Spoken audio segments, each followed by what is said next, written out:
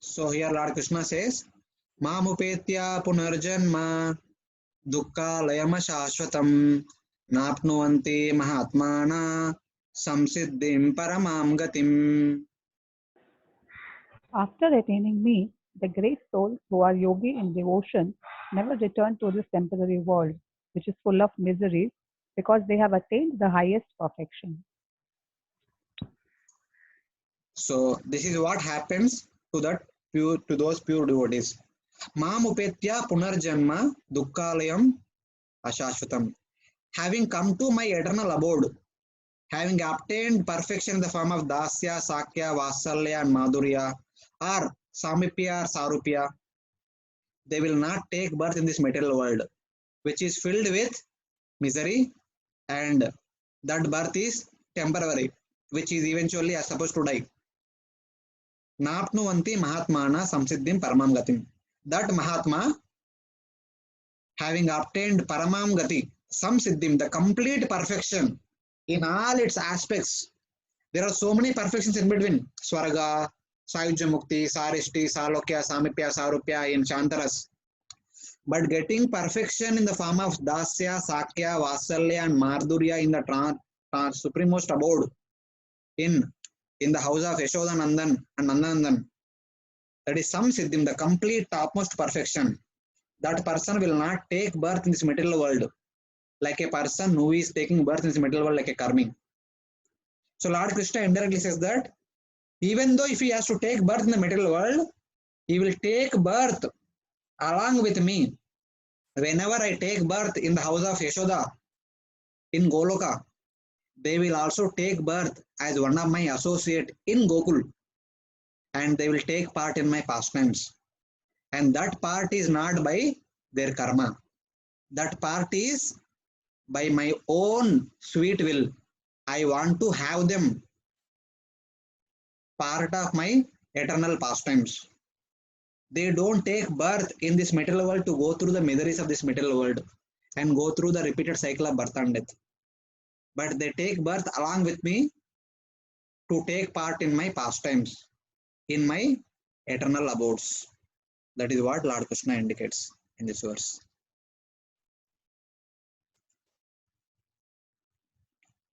After attaining me, the great souls who are yogis of devotion never return to this temporary world which is full of miseries because they have attained the highest devotion.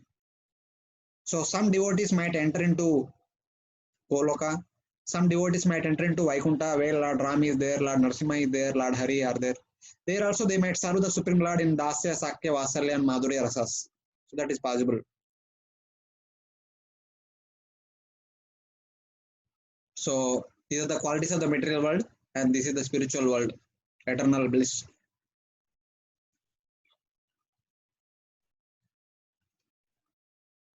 Attaining me, the great soul, Mahatma, who do not take birth again in this material world. What is this birth?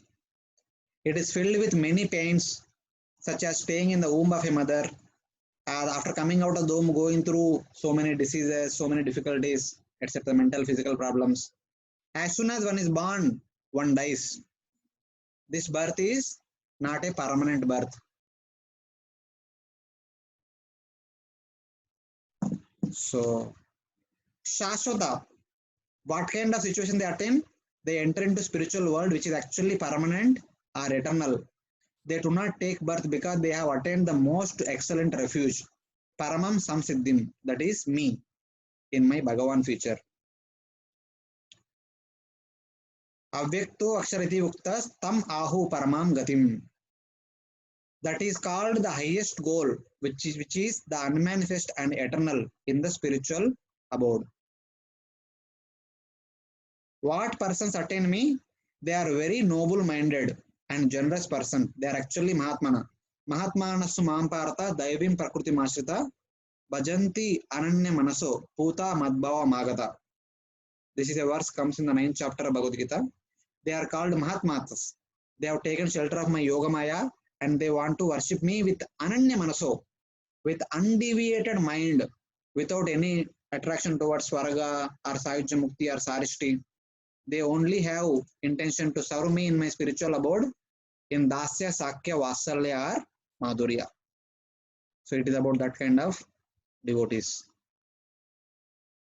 They concentrate only on me, the ocean of bliss and knowledge, who am inclined to give mercy to the devotees, who totally depend on my devotees.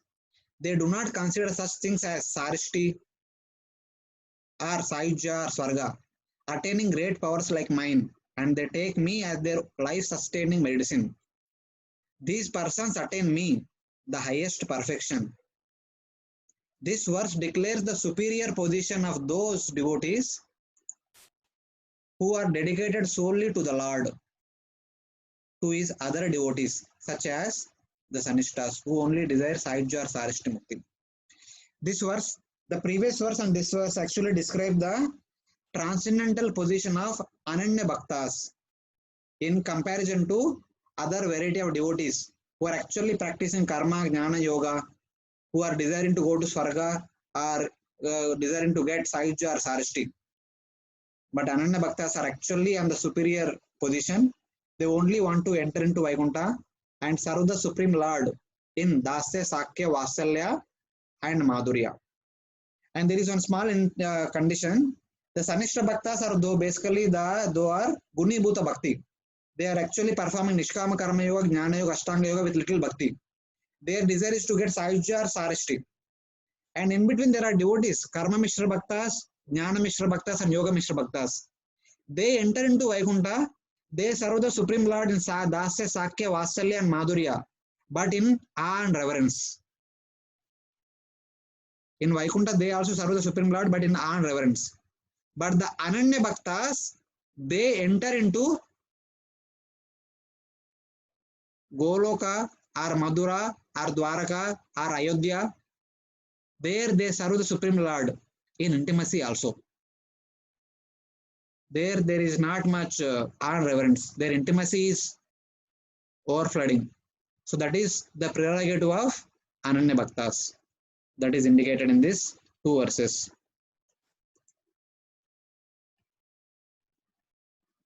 So Lord Krishna further says, when I take my birth, which is full of joy, spiritual and eternal, in the house of Vasudeva or in the house of Nanda Maharaj, my devotees, being my eternal associates, will also take such birth and not at other times, which is caused by karma. It is only when I appear in this material world, like Lord Krishna in Madhura or Gokul, or as Lord Ram, all these my associates, my devotees will also take birth along with me in order to take part in my eternal pastimes. Other devotees attain perfection, but those who exclusively think of me, Ananya Bhaktas, attain the very highest perfection, a position as an assistant in my pastimes. This indicates the observable superiority of Kevala Bhakta over all other types of devotees mentioned till now.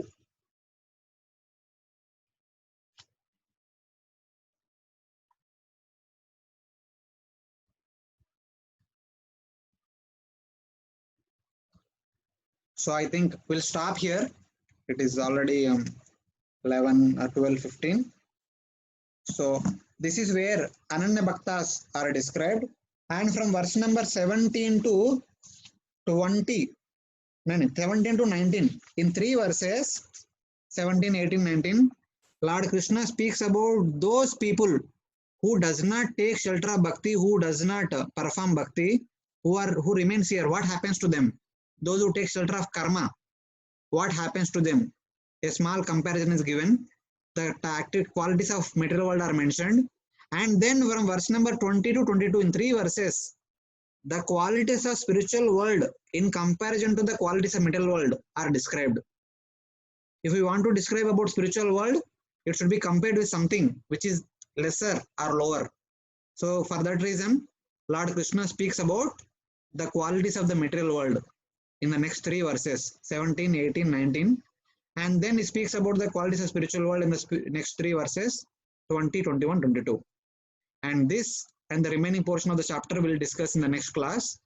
So today we'll stop here by discussing the wonderful qualities of the spiritual world and the Ananya Bhaktas, verse number 15 and 14. So thank you very much. Quickly, anyone has any questions? We'll take a couple of questions, or otherwise we'll close for the day. Hare Krishna.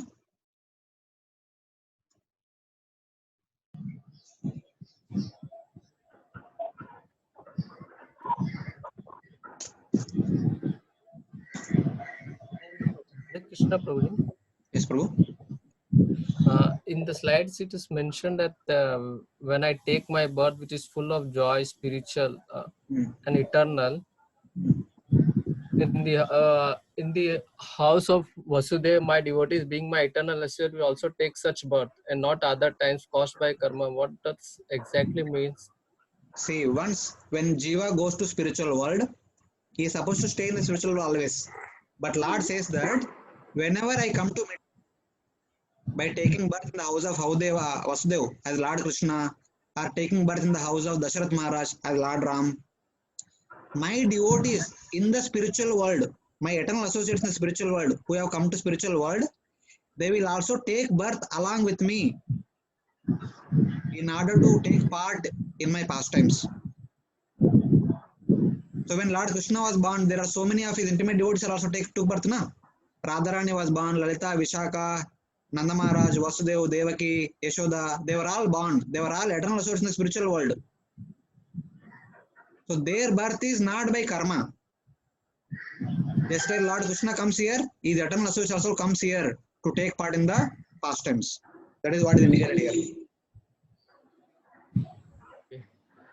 I've also heard that once one perfect the life, the jiva does not directly goes to spiritual world. He first take birth in the Lord's pastime, which is happening in one of the material world. Okay. So that is also indicated here. So before coming to spiritual world, they take birth wherever I take birth. So they take part in the pastimes of the Supreme Lord, and then they'll go along with the Lord to spiritual world. That is also possible.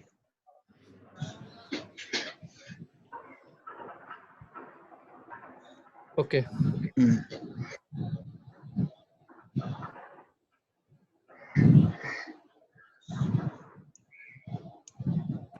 Hare Krishna. Anyone else has to say something? Otherwise, we can stop the class now. Hare Krishna. No, Prabhuji. Yes, Prabhu. No, Prabhuji, I don't have a question. Yes. Quickly. No, Prabhuji. Thank you very much. Okay. Here there is a question from one Mataji. As I have not studied NOD or about the stages of liberation, it's difficult to correlate. Kindly help. Even none of us in our Bhakti Shastri class, we have not studied NOD. We are still discussing. NOD does not talk about these liberations. NOD talks about the Bhakti, how to execute Bhakti from Ado Shraddha to Prema. These liberations and all, these are general topics which are generally known to everyone, whoever is born in India. So from that, even if you don't know, we are keep discussing about them, by which we will understand about them. Prabhu, Hare Krishna. One second. Yes, Prabhu. Yeah. Shall I continue? Tell Prabhu. Prabhu, you keep mentioning about Sarishti, Samapya, Salokya, these terms, and I mean, details are given in Bhagavad Gita or reference to somewhere else? Prabhuji, I mean, sorry to say this, these are common understanding people know from childhood. In Bhagavad Gita, directly Lord Krishna never speaks about these things. Okay. Acharyas explain in the purports. See, for brief understanding, I'll tell you there are 5 kinds of mukti. One is Sayujya. Sayujya means entering into impersonal Brahman. And other 4 entering into Vaikuntha. The first one is Sarishti. Sarishti means one who enters into Vaikuntha, they will get all the opulences like that of the Supreme Lord. It is only opulences. The second one is Salokya. Then one gets birth, the position in the same planets, in the same abode of Vaikuntha. Like getting a bungalow in suburban area. And then third one is Samipya. They will get associations, so they will get a position very in the close proximity of the Supreme Lord. Supreme Lord's own palace. In Vaikuntha, there is Lord Vishnu, who has his own palace. These Samipya Muktas, they will get their home very near to the home of Lord Krishna. I mean, Lord Vishnu's home. And then Sarupya. There are some devotees who will get the similar bodily features of Lord Vishnu, the four-handed Vishnu form.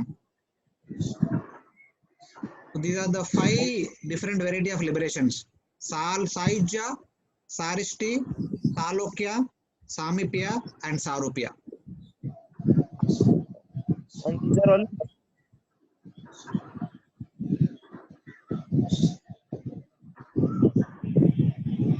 Hare Krishna. Hare Krishna. Yes, Mataji. Prabhuji, can you repeat this once again, please, in short? Saijya means entering into impersonal Brahman. Sarishti means entering into Vaikuntha, but located at a far distant, but only having the opulences of Vaikuntha. The wealth of Vaikuntha is available, but they may not have the opportunity to see the Lord Vishnu or serve Lord Vishnu. The third one is Salokya.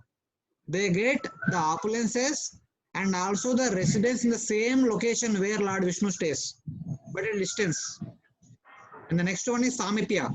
Now they get the opulences and the location, but very closely they are situated to the palace of Lord Vishnu. And finally, Sarupya. That means they stay in the same palace of Lord Vishnu with the same bodily features of that of Lord Vishnu. Sarupya means same rupa of that of Lord Vishnu. Oh, thank you, Prabhuji. Hare Krishna, Prabhuji. Yes, Prabhu. Prabhuji, this is as one Prabhu was asking, it is mentioned, I think so, Srimad Bhagavatam 3.29.13. उसमें सालोक्य सारिष्टि सामिप्य सारूप्य में एकत्वमपि उते दीयमानं न गृह्णन्ति विना मत्सेवनं जनाः. Okay. मतलब Ananya Bhakta also do not want any of the 5. Ananya Bhakta does not want any of these 5. Ananya Bhakta only wants service. Yes, correct. Whether you give me all the 5 other 5 muktis or not, I'm not interested. But you should give me service in Dasya, Sakya, Vasalya, or Madhurya. With Swarupya or without Swarupya, he is not interested in Swarupa. He is interested in Seva. Yes. Prabhu, just one more. These people, these 5 muktis, they are not serving in any capacity. Yeah? See, Prabhuji, it's not like that. They can also serve. See, service is a different thing, and mukti is a different. Mukti means situation. What kind of mukti has come? In that mukti, one can serve in any ras. Even in Sarupya, also one can serve the Lord in Vasalya ras, Madhurya ras, Dasya, Sakya, Vasalya ras. Okay. So that is possible.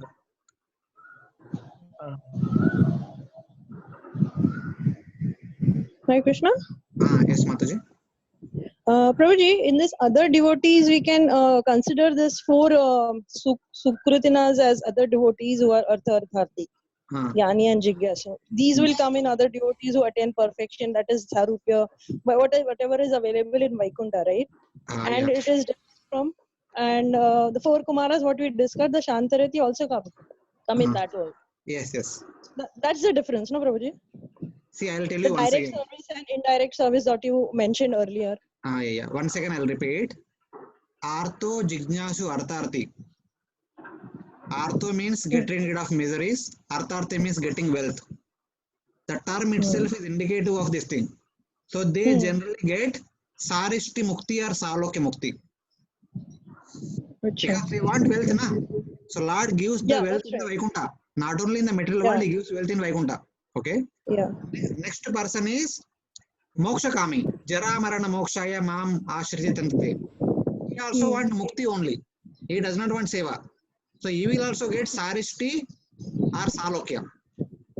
Okay. Sarishti, Salokya, they don't have opportunity for direct service.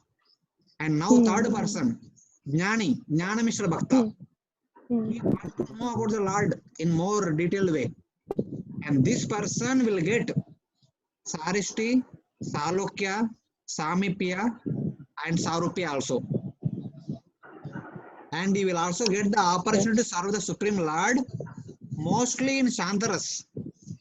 But by good fortune, this person will understand the importance of serving the Supreme Lord in Dasya and higher rasas. Then he will get Dasya. And they will serve the Lord in awe and reverence. They will serve the Lord in awe and reverence. And sometimes the Sakama Bhaktas, Artho, Artha, Jigjansu, they become Nishkama Bhaktas, Jnana Mishra Bhakta. And by good fortune, by the association devotees, they also develop the qualities of Ananya Bhakta. They will get Salokya, Samipya, Sarupya. And they will also develop Dasya, Sakya, Vasalya, and Madhurya Ratis also. But they will serve the Lord only in awe and reverence. It is only Ananya Bhaktas who will serve the Supreme Lord in intimacy. Like the Brajavasis, or like the Dwaraka Vasis, or like the Ayodhya Vasis. Okay. So Prabhuji, so if the Gyanis, if they by fortunate this thing, if they come in association with the pure devotee, they may raise to a higher Ananya Bhakta level or something like that. Yes, they will raise. Definitely they will raise. Okay. So that's association of a pure devotee that matters a lot when how it comes matters. That matters. Association makes what we are doing and what we want to get. Okay. Yes. Thank you, Prabhuji. Thank you. These details will be elaborated in the Bhagavatam 7th canto. Whoever is interested can read Bhagavatam 7th canto for more details about this kind of different kinds of bhaktis. Thank you, Prabhuji. Hare Krishna. I think we are done with our discussion. We will do a discussion next week. Thank you, Prabhuji. Hare Krishna. Okay. Hare Krishna. Thank you, Prabhu. Hare Krishna. Hare Krishna. Hare Krishna. Thank you very much. Hare Krishna. Hare Krishna, Prabhuji. Hare Krishna. Hare Krishna. Thank you, Prabhuji. Thank you very much. Thank you, Prabhuji. Hare Krishna.